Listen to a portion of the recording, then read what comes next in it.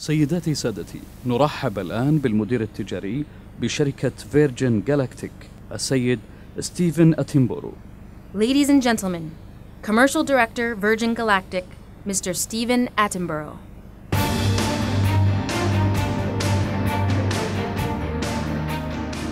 Good afternoon, ladies and gentlemen. I know it's that time when you're just digesting your lunches and everybody's getting sleepy, so this is the time to talk about a big idea. And as ideas come, they don't get much bigger than this. And if I can sum up our big idea this afternoon as succinctly as I'm able, what we're aiming to do at Virgin Galactic is, together with you and with our partners and stakeholders, is to finally unlock, to open space. And if we're able to open and unlock space, we believe we can truly change the world for good. Now, change has been at the very heart of Virgin's DNA and the very heart of Richard Branson's soul, if you like, for the last 40 years. We exist as Virgin to provide positive disruption. We look for industries which have grown lazy or complacent or failed to innovate, industries which are not keeping their customers happy. And we will go in, we'll try and shake things up, we'll do it differently, we'll disrupt, and sometimes we get it right and we make big changes. We always get it right, but that's what being entrepreneurs is about. And when I first met Richard Branson 11 years ago as Virgin Galactic's very first employee at that time, he started to tell me about, I think, the ultimate Virgin idea, because if there's one area of the world or one area of life where massive demand is not being satisfied, it is space travel. And I want to test that big idea with you just for a second. So if you don't mind giving me a show of hands very quickly, how many people in this room, if price was of no consequence and you were pretty certain you were going to come back safely? You see, I don't even have to say it. How many people would love to experience space for themselves, to float in weightlessness, look out of the windows, down at the beautiful Earth beneath us? A lot of people. And that's the same wherever you go in the world. Generally, most of the audience would like to go there. Second question is, very honestly, how many of you expect to become an astronaut? That's why we're here. Massive demand, no expectation that anything is going to change. And it's actually very important that it does change, because we have huge challenges on this planet, on planet Earth, in the next 20, 30, 40, 50 years. We all know that. It can get a little depressing to think about them, but and we also know that there's no silver bullet. There's no one thing which is going to solve all those problems. However, we're a very ingenious and lots of ingenuity in our species, fortunately. And what we do know is that space is going to matter in solving some of those challenges. And when I first heard about Virgin Galactic from Richard Branson, it suddenly started to make sense to me as to why not only was this a fun idea, a great idea, potentially a very enjoyable flight at the end of it, but it was actually important. There was purpose, because we can, as I say, by opening space, really try to change the world for good. And this is the first way. You know, we've been putting people into space now for over half a century. It's been incredibly influential, incredibly inspirational. You go to some countries in the world, and a whole generation of kids grew up deeply inspired by space travel. And yet, for something so important, something so inspirational, isn't it extraordinary that only 552 people in the whole world have had the privilege of escaping the Earth's atmosphere and getting out into the blackness of space and experiencing that a wonderful experience for themselves? And they have mostly been Americans or Russians, a few exceptions, I'm pleased to say. They've mostly been men, and they've been government employees, give or take, you know, one or two. And so it is one of the most exclusive clubs in the world in that way. I think there is more chance of you being born and scoring a goal in a World Cup final at the moment than there is statistically of you going to space. So, opportunity there. And that's not the only thing about space. Human spaceflight is really important. I'll talk more about that in a second. Satellites. A lot of you may know about satellites. Some of them are huge and size of buses. But many of them... And one of the very exciting things happening in the satellite world at the moment, as with a lot of technology, is that satellites are becoming smaller, smarter, cheaper, lighter. There's an insatiable demand for the data that they can provide us back down here on Earth. Incredible things we can do. we're linked with a company called OneWeb, for example, who are planning to launch a large array of low orbit satellites. And those satellites will connect everyone on Earth to the internet. And believe it or not, there are more people on planet Earth at the moment that do not have access to the internet than do. And the social and economic benefits that can come from that one application are huge. So it seemed a good idea to start a commercial space line. A lot of people want to go to space, they're not being allowed to. Satellites are very exciting, we can do some real good if we can launch satellites. So what is the problem? Well, the problem is that getting to space is just about as difficult as it was 50 years ago. Very interesting picture here. This is from Russia. This is on the left-hand side, as you're looking at it of the screens, is Yuri. I can't remember his name. Anyway, first astronaut in 1961, Russian astronaut going to space. 2014, you've got a Soyuz rocket there taking off. And very difficult, really, to tell the difference between the two. And that is sort of extraordinary, because you think of any other technology that has been around for 50 years, which has been important, and has made some big changes to the way that we operate, and generally you can't recognize it. Think about the old large telephones that back in the sort of late 70s, early 80s, people used to carry around with a suitcase, and what we have today. But for some reason, technology in space access really hasn't changed. And the trouble with this stuff is that although it works and it gets people and payload into space, it is very expensive, it's pretty dirty, and it's not that safe. And so we knew if we were going to start a commercial space line, we needed something very different. And we were saved in our quest, if you like, by this man here, a guy called Burt Rutan, one of the greatest aeronautical designers of all time, who put his mind to this problem. He did it to win a prize back in 2004, and he came up with a system that we believed had the potential to solve these dual objectives of safety and commercial viability that we knew we would need to find out of any sort of space system that we invested in if we were to become the world's first commercial space line, which is what we hope to do. And I won't go through it in huge detail, but he came up with just some really clever ideas to overcome some of the big safety and the big commercial viability issues that have dogged space travel and space access for the last 50 years. The first thing he decided to do was to launch his spacecraft from the air rather than the ground, an aeroplane. So big safety increases, big energy, a lot less energy required, so much safer. The second thing he did was to build the vehicles out of carbon fiber, light, very strong, very heat resistant. But I think the cleverest thing that he did was to come up with a new way of getting a spacecraft back through the Earth's atmosphere with people on board, which we know is a pretty hard thing to do, get it back to Earth, and be able to use that same spacecraft many, many times. And that has never been achieved before, but is absolutely vital. The reusability is very vital, very important. It's vital if we're going to meet this objective of commercial viability and also have a sustainable business model. And the way that he did it was to think of his spacecraft like a shuttlecock that you play badminton with. And he thought, if I could create a shuttlecock-like effect from my spacecraft in space, when it is dragged by gravity back into the atmosphere, even if it's upside down, it will right itself by the law of aerodynamics and physics. And then the feathers of the spacecraft will slow it powerfully as it comes through the thickening atmosphere without the build-up of heat and the danger that's associated with that. And this is the way that he did it. So this is our spaceship in what we call its feather configuration. So the tail booms rotate to 60 degrees to the fuselage. Means, as I say, it acts exactly like a shuttlecock in space. You don't need pilots, you don't need computers to fly that profile.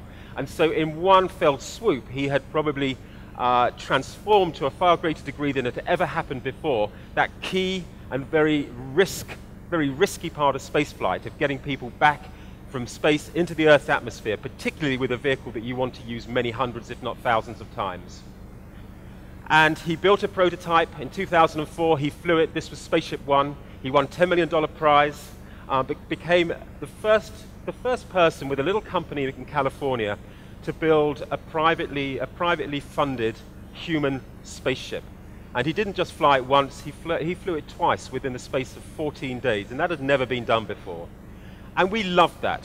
You know, and one of the things that you sometimes have to do in business is just seize the opportunity. You may not know all the answers, there may be a lot of things you've still got to do, but sometimes you just know that if you're going to give this a go, you're probably not going to be in a better place to start. And that's what we thought back in 2004.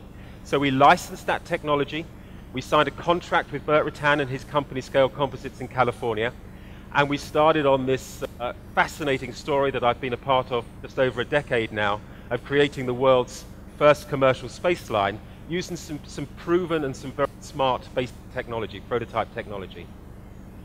The first thing we had to build was this carrier aircraft, because as I say, our spaceship is launched from the air, not from the ground. And so this is the aircraft we built. It's been flying since 2009, completed its test flight program. It is the largest carbon fiber aircraft ever built. It is the most fuel efficient aircraft of its size because of that fact, and it has a unique heavy payload high altitude capability. So it can drag our carbon fiber spaceship with 6 passengers, 2 pilots on board, up to 50,000 feet for the first stage, for the release from whence the spaceship goes into space. And this is what happens at that stage. So we also have a spaceship. This we call Spaceship 2. It's the commercial passenger version of the little one you saw just now. And that again is built. We have our second spaceship actually rolling out on the 19th of February in California. It's going to be a big moment for us all, so keep an eye on the news for that one. The other thing that we did, and we tend to do at Virgin, is to announce our plans early. Not all companies do that. Some like to have everything absolutely in place, understand all the risks, no chance for bad PR or any other sort of uncertainty. But we always like to announce early and then tell the story, warts and all, because I think that's what makes a great brand at the end of the day. People, people travel with you. And one of the things I've found, certainly in business, is when you take bold steps, you meet some amazing people along the way. And in 2004, we thought there was one thing we just ought to do before we spent hundreds of millions of dollars on this project, was to make sure that if we got there with our beautiful new spaceship, there would be somebody willing to fly on it at a commercially sensible price.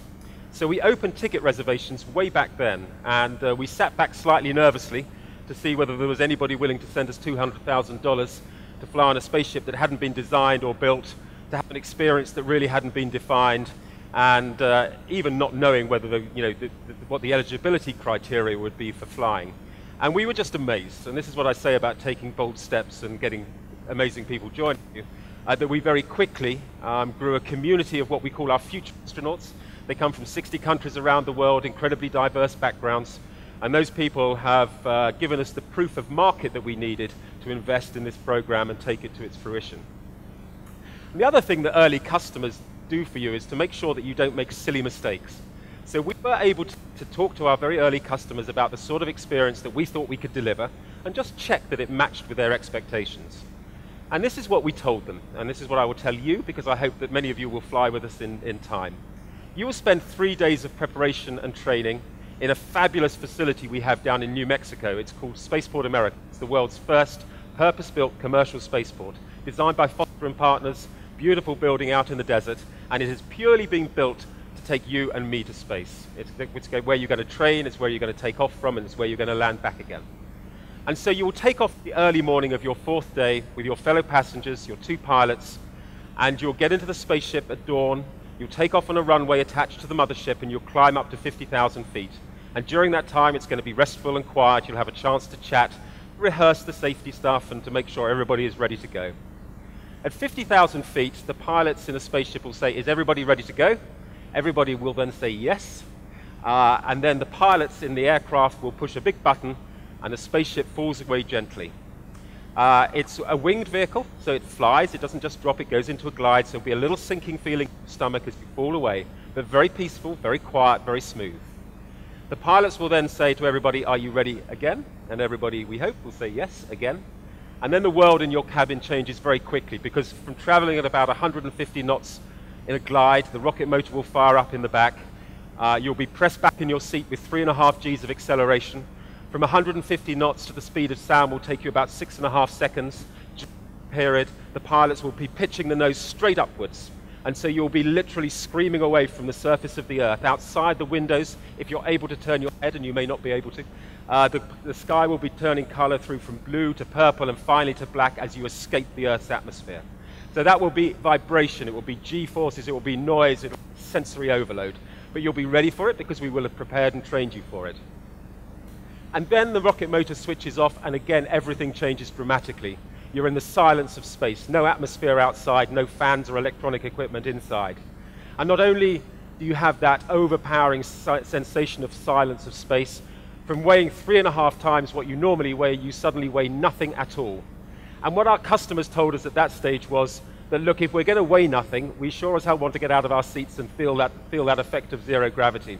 So we ended up building a much bigger spaceship than we were originally going to, so that we could give that customer experience, which is absolutely vital to the Virgin Galactic purpose and mission. So you will undo your restraints, and you will float gently from your seats. And the 1G, that force that we have on us all our lives, is suddenly gone, and you have that magic of no up, no down, complete freedom. And that, again, will send the senses screaming. But that's not the end of it. And this is the bit for me that I'm looking forward to most, and I think the pinnacle of the space experience is when you look out of the window. Now, last time I came to Riyadh, which was, I think, in 2009, with Richard Branson, actually, we were hosted by His Royal Highness Prince Sultan bin Salman, who is Saudi Arabia's only astronaut at the moment. We had a wonderful time here. And one of the things that he said about his own space experience on the space shuttle back in the 1980s has stuck with me. And he said, the first day when we were in orbit in the space shuttle, there were various nationality astronauts on board, and he said, we looked out of the window, and the first day, all we did was point to our own country every few hours. There's Saudi Arabia, there's Japan, there's United States, whatever it was. He said the second day, we didn't bother doing that anymore. We just pointed out features on Earth, mountain ranges, land masses, oceans, cloud formations. And he said that on the third day, we didn't speak at all. We just looked at one Earth. And the thing that impresses me about astronauts that come back from space is they never talk about this experience for a day or a week or a month. They talk about it for the rest of their lives, and it has changed them. I think we understand our place on Earth and in the cosmos much differently, much better when we see it from the perspective of space. And to be able to offer that experience to thousands of people from all over the world and from different backgrounds, and then be able to provide a platform when they come back from space to use that experience as a power for good, to inspire future generations, is a very exciting part of what we're doing. So that, for me, is very exciting. And then you have your feathered re-entry. Unfortunately, gravity takes hold. You glide back down to the runway. You land on the runway. You have a big party. We give you your astronaut wings, a video of the whole thing, and you take away memories which will last you a lifetime, and hopefully something that you will want to do something about. So our first market is what we might call space tours. We can also use our spaceship for science research. It's a mobile, it's a space-going science lab. We can remove the seats, we can put racks in, we can put scientists on board, and so science will be able to be done in space with people in the loop to an extent that it's never been done before. And our first customer for science in space, believe it or not, is NASA, which I think is a good sign that there's a market there. But that's not the end of it, because we also have what we might want to call Virgin Galactic cargo. And a few months ago, we bought this beautiful plane from Virgin Atlantic, Boeing 747-400, which fortuitously was called Cosmic Girl. Just happened to be the name that had been given it by Virgin Atlantic. It's going to look like this, and as you can see, if you're very sharp-eyed, not only does it look beautiful in our colors, but underneath the wing there, you can see a rocket. And that rocket is going to become the Uber of the satellite world. It will enable owners and users of small satellites to launch at the time they want to launch, to go to the orbit that they want to go to, and at a price that they will be able to afford. So what so often happens, with new technologies, the governments do a fantastic job of getting them started. They may be a little clunky, but they prove the ground, they make a lot of the hard decisions, they take a lot of the hard knocks. And then the private sector comes along and transforms it. And that's where I believe we are with commercial space today. We're about to enter a new space age, which will transform access to space and therefore what we can do in space. And that, again, is another great shot of what we hope to do with satellites. That's the moment of launch. But what about the future? Well, if we can get this first step right, if we can show that we can keep you and me safe in space, we can give you a wonderful experience, and make money from doing it, importantly, then we would expect a wall of private sector money to start to hit this industry. In fact, it's already happening, particularly on the small satellite side. And so what do we do with that? Where is it going to go? Well, it could go in all sorts of directions, but one of the things that we're very keen on, and one of the reasons that we're flying winged vehicles with ordinary people on board, is because at some stage the airline model has to change. It's not sustainable the way it is. And I'm sure for all of you who travel long distances, it would be great to have a wonderful experience on the way and also get there a lot quicker. And so potentially in the future, we could develop what we have now and the experience we're gaining from what we have now to take you from one point on Earth to another via space, so none of the environmental issues that we have at the moment, and much, much quicker. So, for example, from Riyadh to Sydney in maybe an hour and a half. I always say that you'll probably still have to queue for 2 hours in immigration when you get there, but the journey will be pretty awesome. So that's where I want to stop. I just wanted to show you one last very quick film just to bring all this alive. This was a film from our third powered test flight last year. We're going to be flying again this year, so do keep an eye out for it. It's a really wonderful project. It's important. As I say, together we can open space, and if we can do that, we can change the world for good. So take a look at this. All right, guys, have a good flight. See you very soon. All right, high fast, man, high fast.